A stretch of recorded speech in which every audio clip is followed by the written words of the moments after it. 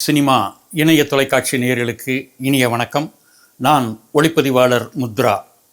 திரை விமர்சனம் நிகழ்ச்சியை பார்க்கலாம். இன்றைக்கி நம்ம திரை விமர்சன நிகழ்ச்சியில் பார்க்க போகிற படம் தண்டகாரண்யம். பொதுவாக திரை கதை சொல்லல் மெத்தட் இருக்குது பார்த்தீங்களா, அதில் ஒரு காலகட்டத்தில் எல்லாம் இருந்தது இந்த ஆர்ட் ஃபிலிம் அப்படின்னு சொல்லுவாங்க. இப்போ கூட நிறைய பேர் எடுக்கலாம். ஒரு கேரக்டர் அது நடந்து வந்துக்கிட்டே இருக்கும், போய்கிட்டே இருக்கும், ஒரு விஷயத்தை பார்க்கும், ஒரு விஷயத்தை 10 நிமிஷம் ஒரே ஃப்ரேமை பார்த்து பேசிகிட்டு இருக்கும், இப்படிலாம் இருக்கும்ல. இது இதை பார்க்குறதுக்குன்னு ஒரு டீம், ஒரு குறிப்பிட்ட ஒரு ஜனங்கள் இருக்கும். கலைப்படங்கள் அப்படிங்கிற மாதிரியான ஒரு முத்திரை குத்தி வச்சுருப்பாங்க. இன்னொன்று கமர்ஷியலான ஒரு பக்கா கமர்ஷியல் மசாலா படங்கள் அப்படிங்கிற ஒரு முத்திரை இருக்கும் இல்லையா. பொதுவாக இந்த கலை படங்கள் இயக்கக்கூடிய இயக்குநர்கள் தாங்கள் சொல்ல வந்த விஷயத்தை அழுத்தம் திருத்தமாக அந்த ஸ்க்ரீனில் சொல்லித்தான் தீரணும் அப்படிங்கிற ஒரே மைண்ட் செட்டில் ரொம்ப தெளிவாக அதை செய்வாங்க. கமர்ஷியல் பட இயக்குநர்கள் என்ன பண்ணுவாங்க, இந்த மசாலாவான ஒரு படத்தை சொல்லி நல்ல ஒரு வியாபாரமாக செய்யணும் அப்படிங்கிற ஒரு மோட்டிவேஷனில் செய்வாங்க. இது ஒரு 2 வகை இருக்குது. இந்த 2 பிளண்டையும் சேர்த்து ரொம்ப அழகாக தான் நினைக்கக்கூடிய விஷயத்தை, அந்த கலை படைப்பை ரொம்ப அழகாக கமர்ஷியலாக்கி கொடுக்கக்கூடிய வித்தையை நம்ம வெற்றிமாறன் மாதிரியான இயக்குநர்கள் ரொம்ப தெளிவாக தெரிஞ்சு வச்சுருக்காங்க. அப்படி ஒரு இயக்குனர் தான் அதியன் ஆதிரை. அவர் இயக்கியிருக்க படம் தான் இந்த தண்டகாரண்யம். உங்களுக்கு இந்த விசாரணை, விடுதலை, டானாக்காரன் அந்த மாதிரி படங்கள்லாம் பிடிக்கும் அப்படின்னு நீங்கள் நினச்சிங்கன்னு வச்சுங்க, கண்டிப்பாக இந்த படத்தை போய் பாருங்கள், உங்களுக்கு ரொம்ப பிடிக்கும். தண்டகாரண்யம் இந்த படத்தோட விமர்சனத்துக்கு உள்ளே போவோம். அதுக்கு முன்னாடி வண்ணத்தமிழ் இணைய தொலைக்காட்சி, வண்ணத்தமிழ் சினிமா இந்த இணைய தொலைக்காட்சி இது வரைக்கும் சப்ஸ்கிரைப் பண்ணாதவங்க சப்ஸ்கிரைப் பண்ணிக்கோங்க. இந்த விமர்சனம் பிடிச்சிருந்தா நண்பர்களோட ஷேர் பண்ணிக்கோங்க. பக்கத்தில் ஆல் பட்டனை கிளிக் பண்ணிங்கன்னா நாங்கள் கொடுக்குற அத்தனை வீடியோஸும் உடனடியாக உங்களை அடையும். விமர்சனத்துக்குள்ளே போவோம். கிருஷ்ணகிரி மாவட்டத்தில் இருக்கக்கூடிய ஒரு மலைவாழ் மக்கள் அதிகம் வசிக்கக்கூடிய ஒரு மலை கிராமம். இந்த கிராமத்தில் 2 சகோதரர்கள். ஒருத்தர் தினேஷ், இன்னொன்று நம்ம கலையரசன். தினேஷ் என்னென்னா கம்யூனிசம் பேசுகிறவர். கம்யூனிசம் அப்படின்னா என்ன, ரொம்ப சுருக்கமாக சொல்லணும் அப்படின்னா எல்லாமும் எல்லாருக்கும் அப்படிங்கிறதான கம்யூனிசம். அதை தெளிவான சித்தாந்தமாக எல்லா இடத்துலையும் பேசுகிறவர் இந்த தினேஷ். கலையரசன் என்ன பண்ணால் அவர் ஒரு ஃபாரஸ்ட் ரேஞ்சராக வேலை பார்க்குறாரு. அந்த வேலை பர்மனெண்ட் இல்லாத ஒரு வேலை, ஒரு டெம்பரவரி ஜாப்.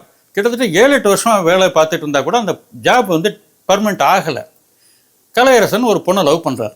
அந்த லவ் பண்ணுற பொண்ணில் இருக்க அந்த வீட்டுக்காரங்க என்ன சொல்கிறாங்க, நீ உன்னுடைய வேலையை, ஒரு பர்மனெண்ட்டான வேலையை அரசாங்க வேலையை வாங்கிட்டு இங்கே பொண்ணை கல்யாணம் பண்ணிக்கிங்க அப்படின்னு ஒரு நல்ல அப்பா அம்மா என்ன சொல்லுவாங்க, அதை தான் அவங்களும் சொன்னாங்க.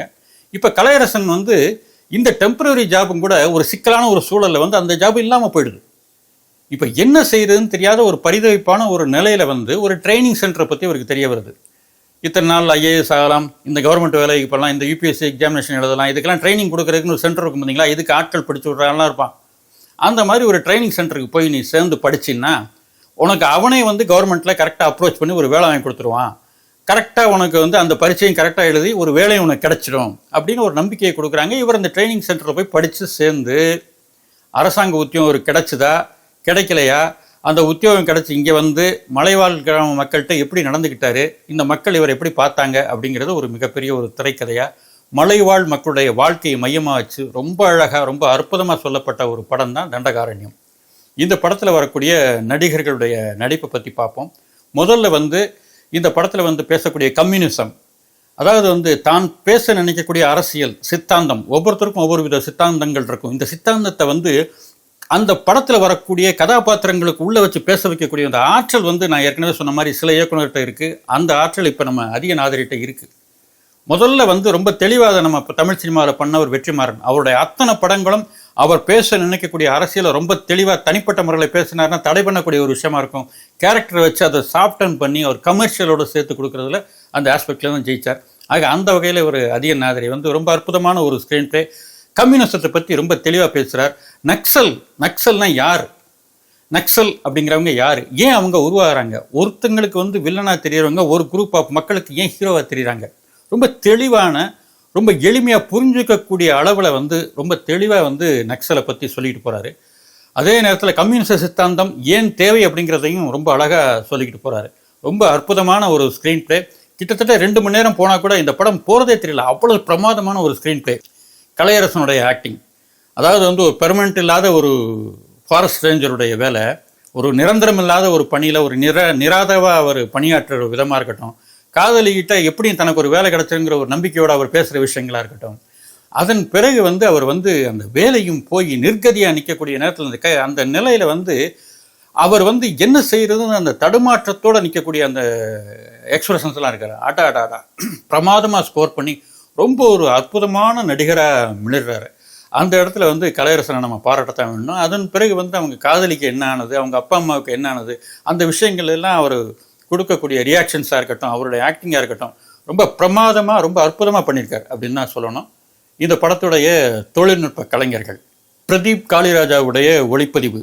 பொதுவாக வந்து ஃப்ரேமிங் ஸ்டைலில் வந்து அழகான ஃப்ரேம் பண்ணால் மட்டும் அவங்க வந்து ஒரு பெரிய சிறந்த கேமராமேன் அப்படின்னு சொல்லிட முடியாது. இந்த படத்தை பொறுத்தவரை கதாபாத்திரங்களோட உணர்வுக்கு தகுந்த மாதிரி இந்த படம், இந்த சினிமாட்டோகிராஃபி ட்ராவல் ஆகிறது, அந்த மாதிரியான ஒரு லைட்டிங், ரொம்ப அற்புதமான ஆங்கிள்ஸ், இதெல்லாம் வந்து ஒரு மிகச்சிறந்த ஒரு ஒளிப்பதிவாளராக வந்து பிரதீப் காளிராஜாவை காட்டுது. மிகச்சிறந்த ஒர்க் அவர் பண்ணியிருக்குது. Edit Selva RK. கொஞ்சம் தப்புச்சுன்னா இந்த படம் பக்காவான டாக்குமெண்ட்ரி ஆகிருக்கும். அந்த விதத்தில் வந்து செல்வா ஆர்கேயோட கட்ஸ் வந்து ரொம்ப பிரமாதம். அழகாக எந்த விதத்தில் கொடுக்கணும், எந்த இடத்துல கட் பண்ணணும், எந்த இடத்துல திணிக்கக்கூடாது அப்படிங்கிறதெல்லாம் வந்து ரொம்ப அழகாக ஒரு பொதுமக்களுடைய மனநிலையிலேருந்து அழகாக எடிட் பண்ணியிருக்காரு. மிகச்சிறந்த ஒர்க்கு. ஜஸ்டின் பிரபாகருடைய ஆர்ஆர் பிரமாதமான ஒரு ரீரெக்கார்டிங். இந்த 3 டெக்னீஷியனும் சேர்ந்து இந்த படத்தை தூக்கி நிப்பாட்டுறாங்க அப்படின்னு சொன்னால் அதில் வந்து எந்த ஒரு ஹைப்பும் இல்லை. பாலசரவணன், முத்துக்குமார், அருள்தாஸ், இந்த ஆர்டிஸ்ட் எல்லாம் இருக்காங்க. அவங்களுக்கு வந்து அந்த குறிப்பிட்ட கேரக்டர்லாம் ரொம்ப அழகாக பண்ணுறாங்க. ரொம்ப அற்புதமான ஒரு படம். தன்னுடைய கொள்கையை கதாபாத்திரங்களோட இணைச்சு அழகான ஒரு கதையோட மிக தெளிவாக கொடுத்துருக்கார் அதியன் ஆதிரை. இந்த படத்தை பொறுத்தவரை மிகச்சிறந்த படம் அப்படின்னு சொல்ல முடியாது, மிக சுமாரான படம்னு சொல்ல முடியாது. எல்லாத்துக்கும் ஒரு நடுவில் ஓரளவுக்கு ஒரு சிங்கிள் வாட்ச் மூவி அப்படின்னு சொல்லலாம். மீண்டும் இது போன்ற ஒரு திரை விமர்சனத்தில் உங்களை சந்திக்கின்றேன். நன்றி, வணக்கம்.